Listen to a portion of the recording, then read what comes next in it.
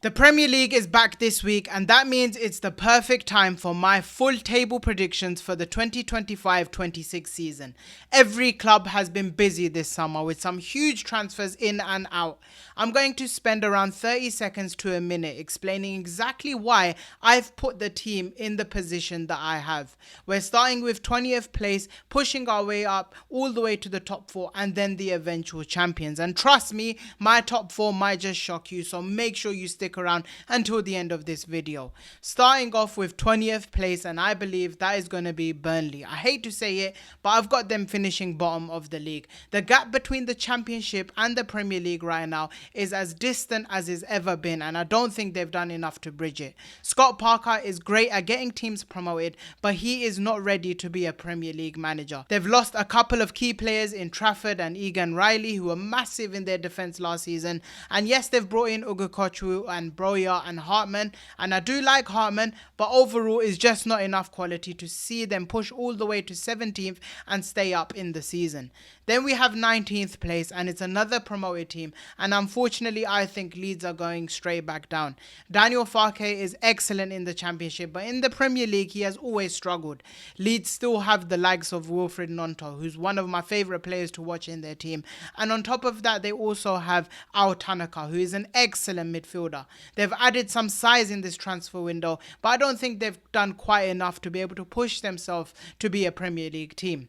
And at 18th place, might surprise you, I got Brentford to go down. They've lost their brilliant manager Thomas Frank, who was there for many years, and they've replaced him with an internal replacement who's an inexperienced manager in Keith Andrews.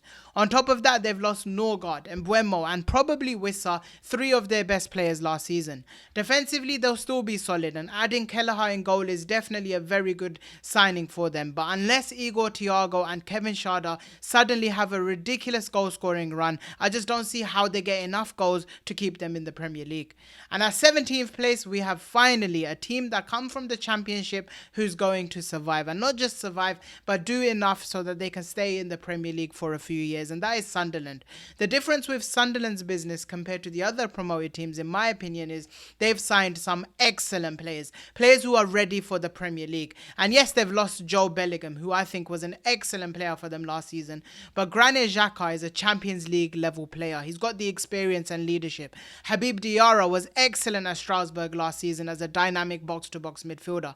Simon Adingra and Taubi on the wings are definitely serious ballers. The one issue they'll have is that during AFCON, a lot of their new signings will be leaving mid-season, and that could definitely hurt them, but overall, in the 38 games that they have the likes of Enzo Lafi, Mayenda and Isidore, and I can definitely see them scoring enough goals that they survive. 16th place is West Ham, and this one might surprise you, but I watched a couple of their pre-season games under Graham Potter, and honestly they looked shocking. There's a real lack of technical players, a real lack of offensive quality, especially after losing Mo Kudus. Lucas Paqueta and Jared Bowen are definitely carrying that attack, and I think Aaron Wan-Bissaka has also been quite good on that right hand side. Fulkrug definitely looked a lot sharper as a striker, but just overall in that 5-3-2 that Graham Potter plays with the likes of Thomas Soucek, James Ward-Prowse and Guido Rodriguez in the midfield, it's just a pure lack of creativity. And even though they have some solid players in the defense, I just don't see them having enough X-factor players who can push them up the table. 15th place, I'm going with Wolves. The next few places, I feel like all of these teams are at a similar level and they could all interchange. Wolves definitely haven't done enough to improve too much. They've lost Mateus Cunha, who was excellent last season, but they have made Strand Larsen a permanent move. And I really like the signing of John Arias, who really impressed me in the Club World Cup, but they also lost Ryan Aït-Nouri and Gonçalo Guedes. So there's definitely a mix-up in what they've done in this transfer window. Overall, I don't think they'll be in serious trouble because they still have quality, but I don't see them really pushing up the table. 14th place is, of course, Everton. They've had a surprisingly really good summer, to be fair to them. The likes of Aznou, Jack Grealish, Thierno Barry and Kiernan Dewsbury Hall are all excellent signings for the club. David Moyes has done a really solid job in trying to maintain that club in the last season going into this new season, but they've lost Goodison Park this season, and this is the first year they're playing in a new stadium, and I actually think that could affect them. So I'm still giving them a 14th place, which is still quite respectful for Everton for what they've been doing in the last few seasons. 13th place is a team who always seems to find form, always seems to find a quality in their squad, and always seems to get results. And that is Marco Silva's Fulham. They deserve a lot of praise for what they've been doing year in, year out for the last few years. In this summer, they haven't really signed anyone, but they haven't also lost anyone, especially with the fact that they kept Anthony Robinson, who felt like he was going to leave, but he has been so key for that team. And just overall, they've kept their solid spine from last season, and sometimes consistency can be really good for you.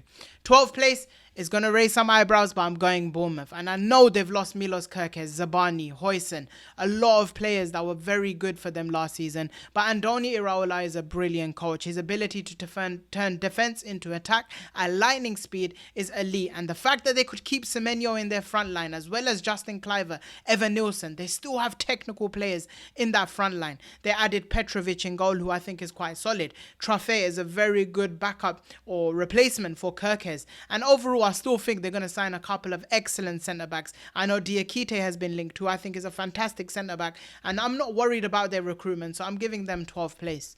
Then 11th place, a team that was actually fighting for Champions League last season, Nottingham Forest. And this might surprise you, but last season, a lot of the results were them going 1-0 up and hanging on to the victory. I think they massively overperformed. When you have Matt Sells having a player of the season form and the attack scoring every single chance is not always sustainable. I really like the signing of Dan Ndoye to replace Elanga. I think Igor Jesus is a fantastic striker, and the fact that they kept Gibbs White is a top-notch move from Marinakis and Nottingham Forest. But just overall, especially with them having to play in the Europa League, I don't think they're going to be as high as they were last season. 10th place, Crystal Palace. They had a fascinating year. I think they have a brilliant squad. Unfortunately for them, today it came out that Eberechi Eze could join Arsenal or Tottenham, which will be a massive blow to them. Mateta is also having some teams looking after him in these final few weeks of the window, and Mark Gahey could be joining Liverpool. So I'm taking into account that they were still in this team when I made this Premier League prediction, but if they were to lose those players, I think they could fall 2 or 3 places. Going into 9th place, we have Brighton, another side chasing Europe, but still have an inexperienced coach in Herzler.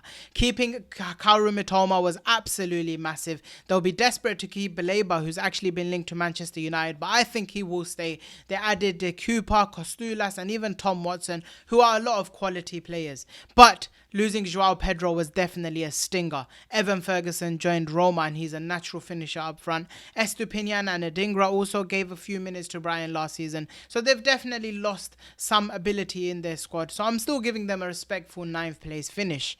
8th place, we're going with Newcastle, and this one really depends on how the transfer window finishes. I'm expecting Alexander Isak to join Liverpool, which is going to be a huge blow to them, but they are also making some really good moves. The likes of Malik Thiaw in that back line, then they're also trying to sign Jacob Ramsey in the midfield, and if they can sign Wissa and a striker to replace Alexander Isak, they still have a very solid squad. But I do think losing a player who scores 26 goals for you in a season is a massive blow, and that's why I pushed them down to 8th place. In 7th place, I'm going with Tottenham, and as of today, they haven't backed Thomas Frank enough, who is a very good coach. They've only signed Mo Kudus, but I do believe they will have more signings before the end of the transfer window. And if it's Savinho and Eza, then that will push them right up the table, because the only thing I had about Tottenham was 2 issues. One of them was a lack of X-factor players up front, which Savinho and Eza definitely help with. And the second one was a lack of creativity in the midfield, which they might not have fixed, but that defensive line is absolutely solid. So sometimes you can win 1-0, 2-0, and it is more than enough. 6th place, I'm going with Manchester United, and this one could be wrong. Amorim's tactics aren't convincing, the build-up play looks shaky, and the midfield and defense are far too open. But that front 3 that they have built this summer is massive. Mbeumo is someone who scored 20 goals in the Premier League last season. Matheus Cunha had a fine season for Wolves. Benjamin Sesko was a striker that was being chased by Arsenal and Chelsea. So they have a front 3 that can get enough goals, that can really push them up the table. If Ruben Amorim can fix his out of possession play and structure of this Manchester United team, then I think this is definitely a team that can push towards the Champions League. In 5th place, one of the toughest to call is definitely these European spots. From 10th place to 5th place, it could be any team because there's just such small margins involved.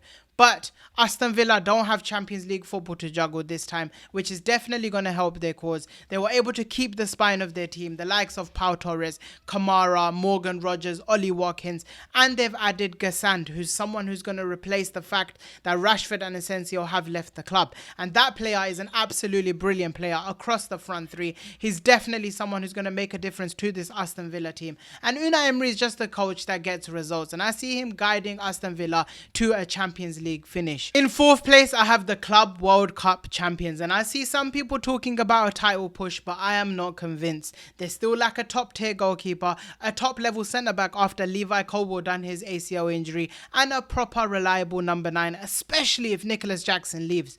João Pedro has been outstanding, and I think he's going to make a difference in that number 9 position, but he's needed to cover other positions too. Cole Palmer should go up another level. Esteval Williams going to bring magic on that right hand side, and they could even add Javi Simmons and Garnacho to that offensive line. But selling Nicholas Jackson is a baffling decision. I think he's much better than Liam Delap right now, and Delap has a good future ahead, but as of the season upcoming, Nicholas Jackson is the better striker, and João Pedro is a striker who can easily get injured. And if you're left with Liam Delap as your main number 9, I just don't see how that's strong enough to really push for the title.